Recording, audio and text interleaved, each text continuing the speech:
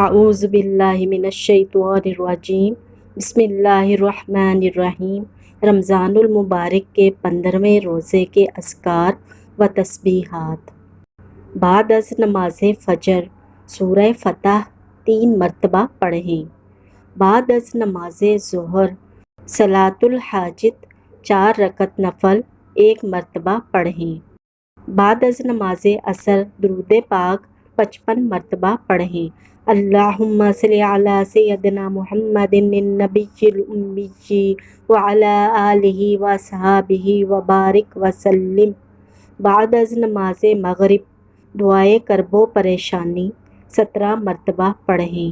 لا الہ الا انت سبحانک انی کنت من الظالمین۔ بعد از نماز عشاء سورہ آل عمران کی آیت نمبر 26 40 مرتبہ پڑھیں۔